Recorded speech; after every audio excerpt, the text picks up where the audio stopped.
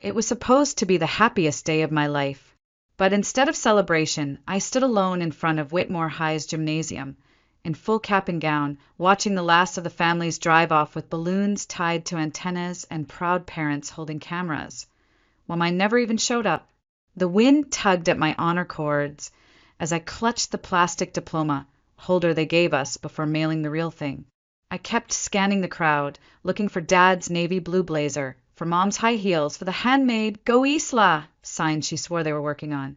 But the bleachers emptied, the stadium lights dimmed, and no familiar faces emerged from the thinning crowd. I tried to tell myself they were just running late, caught in traffic, maybe lost in the chaos. But deep down, I already knew. When the last of the folding chairs was being stacked by janitors and most of the confetti had been swept aside, I pulled out my phone and called my mom. She picked up on the second ring. No apologies. No panic. "Mom, where are you?" A pause. Then, almost too soft to hear over the wind, "Because you're not like the rest of us." I froze. "What did you just say?" But she'd already hung up. I stared at the phone screen like it might apologize for her. I didn't move. Didn't speak. I just stood there, blinking against the rising sting behind my eyes, heart pounding like I'd been slapped without warning. I didn't even cry. I just felt hollow, like something had been scooped out of me and tossed aside. The buses had already left. My classmates were off to dinner with their families, to parties and photo ops and framed memories. And I was standing on a patch of concrete, trying to figure out where I went wrong. I didn't even think. I just started walking. 3 miles from the school was Harper Lynn's house, my best friend since freshman year. Her family always kept the porch light on, always had something baking, always treated me like more than background noise. By the time I reached their street, my shoes were pinching and my robe clung to my skin with sweat. I didn't even have the energy to knock, but I didn't need to. Harper's mom opened the door before I reached the steps. She looked at me, at the gown, the cords, the pale face, and stepped aside without a word. Harper was already coming down the stairs, her little brother's birthday cake still in her hands, blue frosting smudged at the corners. "You didn't need to say anything," she said, handing me a paper plate. "Just eat. Sit down." I sat on the couch, still in full regalia, the cake untouched in my lap. Harper's dad muted the TV. No one asked me what happened. I think they already knew. That night, I slept in Harper's room, wrapped in one of her oversized sweatshirts, the kind I used to borrow when we crammed for finals. The sound of their air conditioning rattling in the walls was the only thing that filled the silence. But even with a roof over my head, I couldn't sleep. My mind kept replaying her voice. "Because you're not like the rest of us." Like a curse, like a key that unlocked every quiet dismissal I'd ever endured. I lay there until the first light of morning peeked through the blinds, and still I felt invisible. 2 weeks passed, slowly, quietly, like a wound scabbing over without permission. I didn't go home. I didn't even drive past the neighborhood. Every day, I woke up in Harper's room, brushed my teeth in her upstairs bathroom, poured cereal into the same green bowl her mom always kept at the front of the cabinet. It wasn't mine. None of it was, but they made it feel like it could be. Her mom started calling me her summer daughter.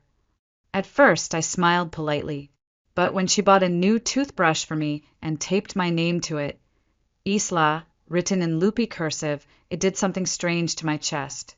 Not hurt, not quite gratitude either. Just a quiet awareness that someone had noticed me. That hadn't happened in a long time.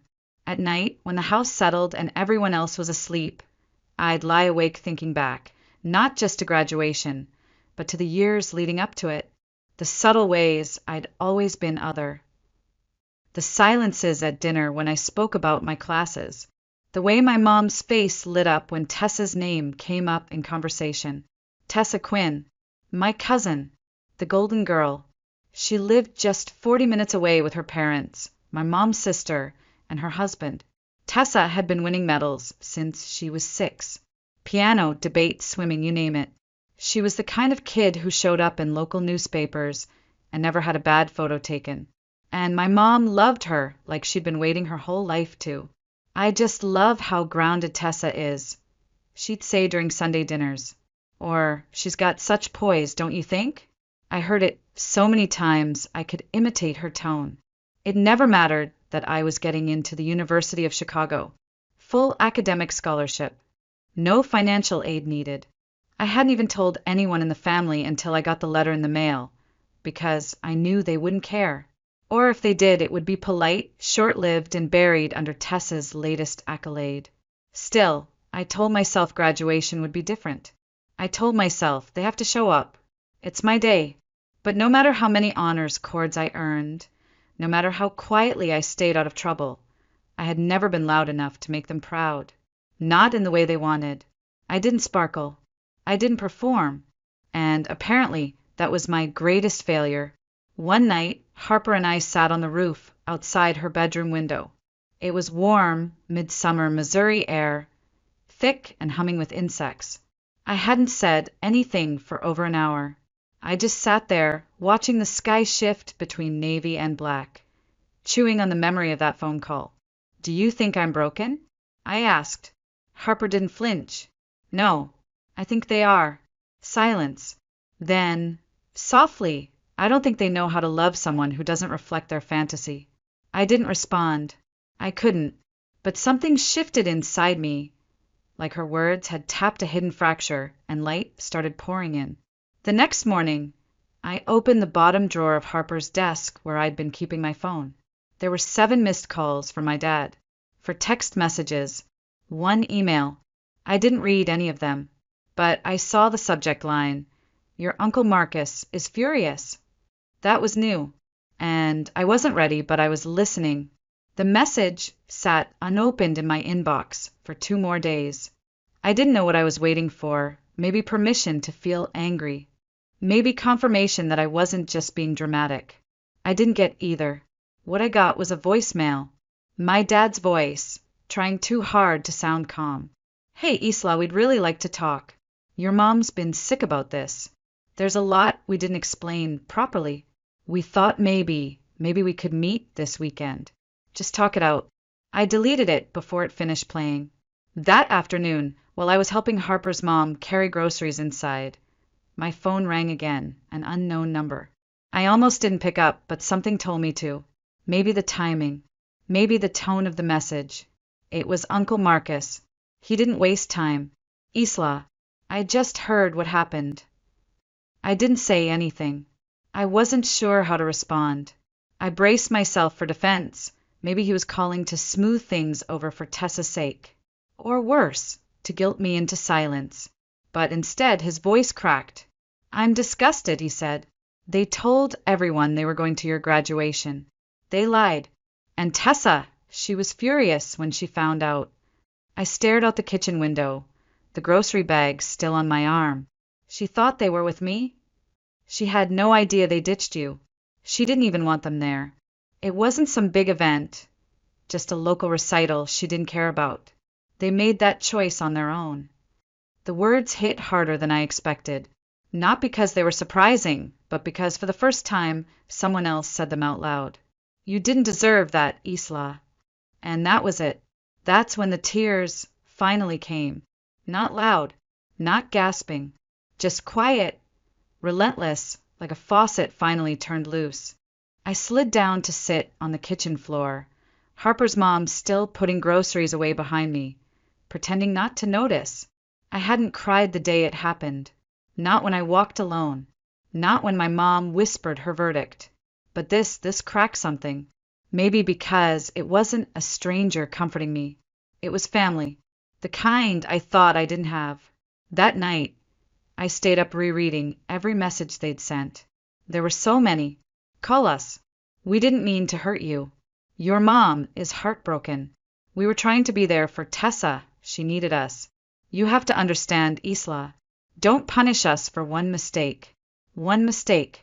Like everything before that hadn't counted. Like every skipped parent-teacher conference. Every forgotten birthday. Every time they looked through me at family dinners. Like all of that was just nothing. I opened the draft window in my email, typed a few sentences, erased them, typed again. Then I closed the computer. No response. Not yet. Instead, I walked out to the front porch and called Marcus back. He answered on the first ring. I appreciate your call, I said quietly. He sighed. I'm just sorry it took this long. Sorry I didn't see it sooner. His voice broke again. They had no right to treat you like that. No one does. We were both silent for a while. Before he hung up, he said one more thing. You ever need a place to go that isn't built on conditions, you call me. I didn't respond out loud. I just nodded, even though he couldn't see it. But for the first time in weeks, I felt like someone did. She showed up on a Thursday afternoon. Harper was at her part-time job, and I was alone in the house, curled up in the armchair by the front window, a library book open on my lap, but untouched. The doorbell rang twice. Not rushed, not hesitant, just calm. I opened the door, and there she was. Tessa Quinn, my cousin. Perfect, polished golden. Except now, her eyes were red, her eyeliner uneven. She was wearing sweatpants and a college hoodie, and her car was parked half on the lawn, like she'd driven straight here without thinking. She didn't smile, didn't say anything. She just handed me a small, rectangular frame wrapped in a thin grocery bag. I unwrapped it slowly, unsure. Inside was a photo. Me. 2 years ago, standing at a podium, mid-speech at the State Student Leadership Summit. I was wearing a black blazer, my hand raised mid-gesture, mouth slightly open, eyes steady. I barely remembered it. I took that, she said softly. I didn't even tell you. I kept it on my desk. I looked up, confused. I wanted to be like that, Tessa added. Like you. Confident. Clear. Like you knew exactly who you were. I almost laughed, but nothing came out. We stood in the doorway for a moment. Then I stepped aside and let her in. We didn't go to Harper's room. We sat in the kitchen, side by side at the counter, each with a glass of water we barely touched.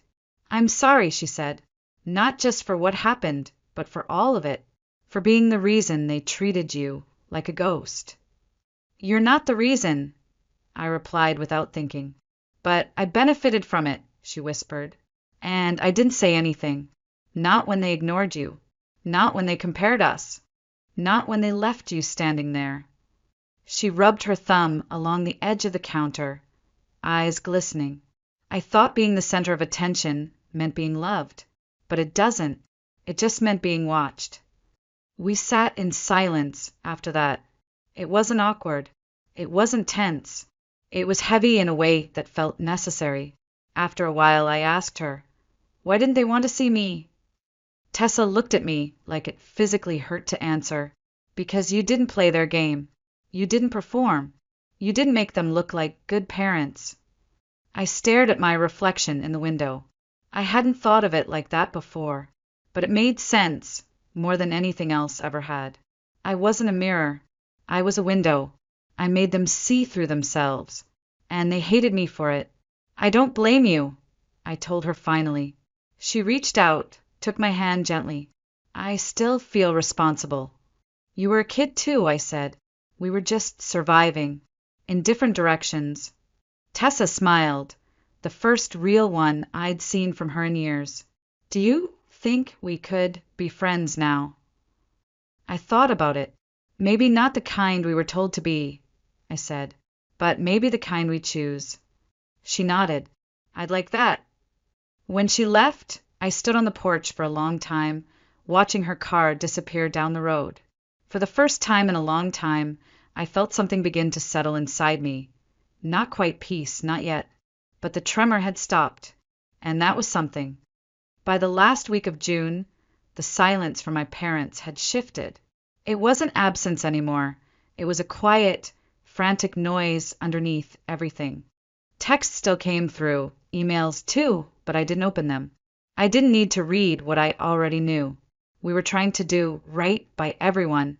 It wasn't about choosing sides. We didn't realize how much it would hurt you, but it had hurt, deeply, precisely because it wasn't the first time. It was the most visible time, maybe, but not the beginning. And I wasn't interested in rehearsed remorse. Instead, I focused on what I could hold in my hands. A week after Tessa's visit, I walked into Red Fern Reed's, a used bookstore tucked between a laundromat and an old barber shop in downtown Springfield. I'd passed it dozens of times growing up, but never gone inside. Now, it felt like the only place that made sense. The owner, Mrs. Caldwell, was a retired English teacher with gray-streaked curls and a sharp tongue softened by tea. She didn't ask many questions when I walked in and asked if she needed help. She just said, alphabetized fiction. Don't touch the cat. That's how I got the job. 3 days a week, I shelved books, cleaned window displays, and restocked the used classics bin. There was a comfort in the dust, in the yellowed paperbacks and scrawled dedications from long-lost relatives. I didn't talk about my family, and Mrs. Caldwell never asked. But sometimes she'd quote Jane Austen when she disagreed with something on the radio. Other times, she'd leave a thermos of Earl Grey next to my station without a word. She saw me, not in the performative way my parents claimed to, but in the way people do when they've known pain themselves. On Thursdays after work, I'd sit in the small reading nook near the back, wedged between poetry and old sci-fi, and write. Not anything formal, just thoughts, lines, half-formed memories I didn't know how to organize. There was one day near the end of the month when Harper found me there. "You look less haunted," she said, sitting cross-legged on the carpet beside me. "I don't know what that means," I replied. "It means your shoulders aren't trying to crawl into your ears anymore." I smiled faintly. "I think I'm learning to not expect anything from them." Harper tilted her head. "That's not sad. That's survival."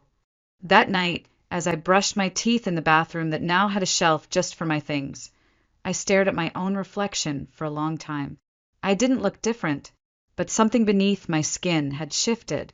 They used to say I was cold, distant, hard to read, but maybe I was just protecting the only part of me they couldn't twist into someone else.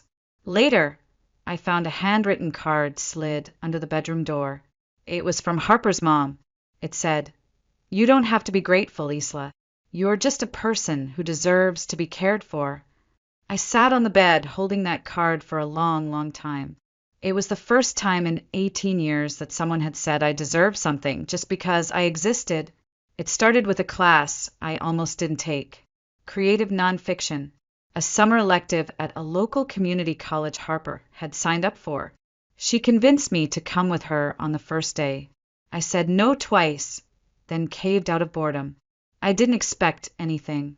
Not growth, not catharsis, definitely not healing.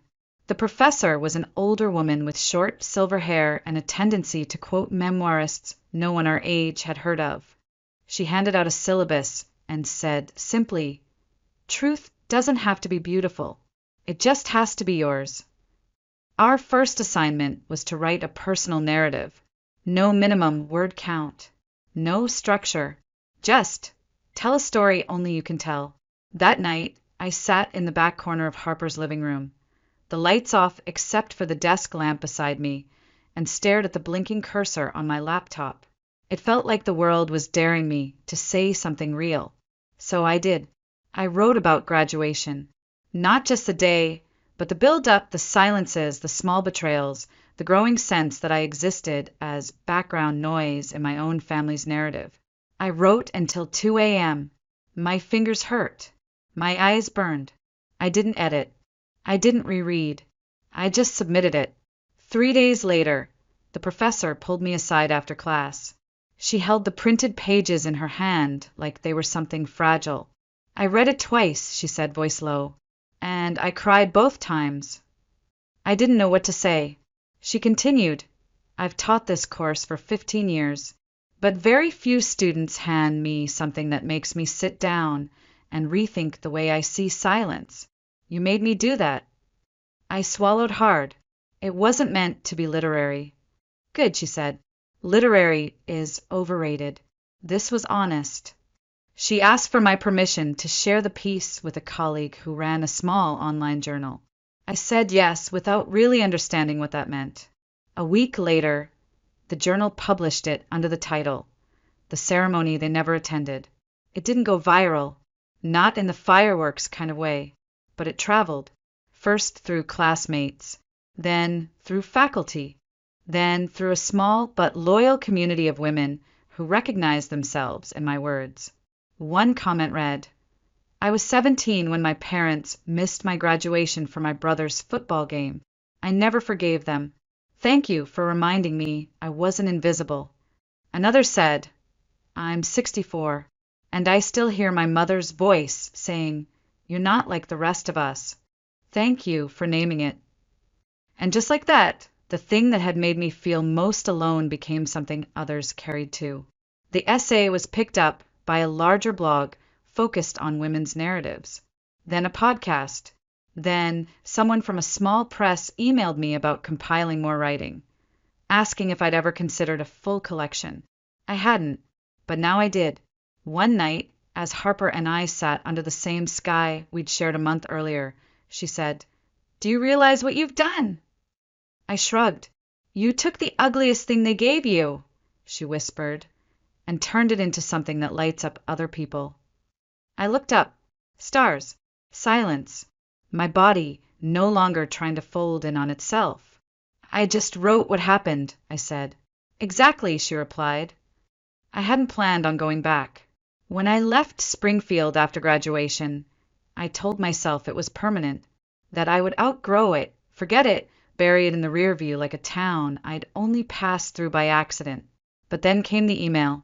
Subject line, Community Voices, a celebration of local authors. It was from the Springfield Public Library. They were hosting an end-of-summer literary evening for hometown writers who'd recently been published. Someone had forwarded them my piece. Someone had told them about the girl who wrote The Ceremony They Never Attended. At first I laughed, out loud. I sat at the kitchen table in Harper's house with my laptop open, rereading the invitation like it was a prank. But the invite was real. So was the line that hit me hardest. We'd be honored if you'd come home to read it yourself. I showed it to Harper, expecting her to tell me to delete it. Instead, she said, maybe it's not about going back. Maybe it's about letting them see who left. So I packed a small bag, printed a fresh copy of the essay, and boarded the afternoon bus to Springfield. No one in my family knew I was coming. The library event wasn't huge, maybe 50 folding chairs set up in the main atrium under stained glass windows. But the nerves hit anyway.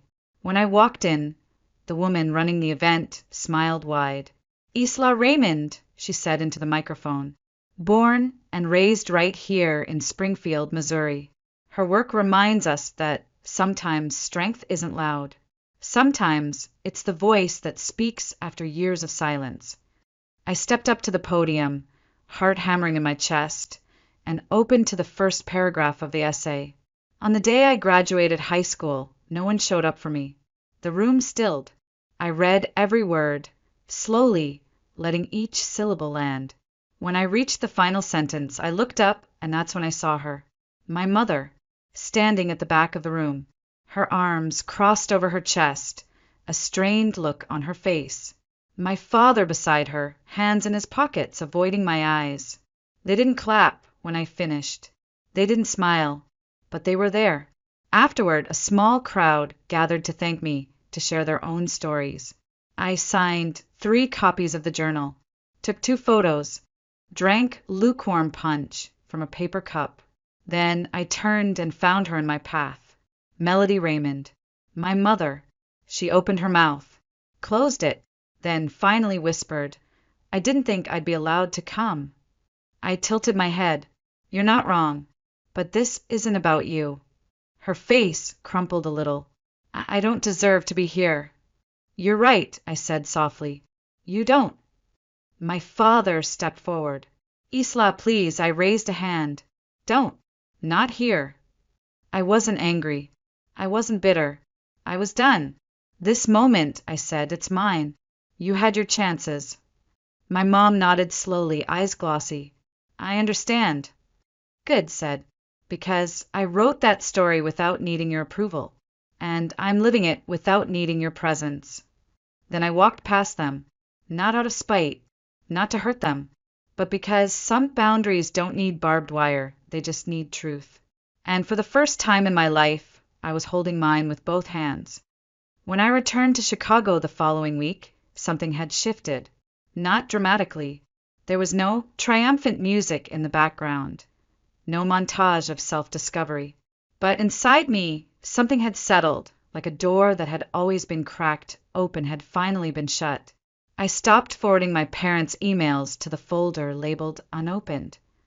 I didn't reply, but I didn't hide either. Their words could sit in my inbox like seeds that would never sprout. Fall came hard and fast in the city. Leaves blew in little cyclones down the alleys. The air was sharper, thinner. I walked everywhere, notebook always tucked into the crook of my arm. I started submitting essays to small literary journals. A few accepted them. One even paid me $50. I framed the check. The real turning point came in late October. I got a call from a mid-size independent publisher based out of Milwaukee. They'd read my essay, then 3 more. They wanted to compile my pieces into a collection. Nothing massive, just a paperback run, a few Midwest book fairs, a small press tour. I said yes without hesitation. That winter, my face showed up on a few blogs. One local paper ran a story with the headline, telling the quiet truth, a young author's journey out of the family that forgot her. It circulated, not viral, but wide enough for it to reach Springfield. About a month before the book release, I got a voicemail from my dad. His voice was tired, slower than usual. "We've started therapy," he said. No preamble, no explanations, just that. I sat in the student lounge for 20 minutes holding my phone like it was some artifact dug up from a life I didn't live anymore. A week later, another voicemail, this time from my mother. Her voice cracked almost immediately. "I only realized it when everyone else started telling me I'd failed you," she said. "You didn't deserve to feel forgotten. I'll keep trying to do better, even if you never speak to us again." I didn't reply, but I listened to that one more than once. And then in early May, nearly a year after graduation, Tessa came to town for a music workshop. We met for dinner on a rooftop overlooking the skyline, the wind catching the strands of her hair as the sun set behind us. She told me therapy had changed her too, that she was starting to say no to things, starting to want things for herself instead of chasing gold stars for everyone else. "It's weird, isn't it?" she said. "How we were trying to survive the same house in opposite ways." I raised my glass. To surviving. She clinked hers to mine. To outgrowing. That summer, I went back to Springfield once more, this time by invitation. The mayor's office had caught wind of the local author buzz. They were partnering with the library to host a community reading, a spotlight event. My name was on the flyer, my photo on a poster taped to the window.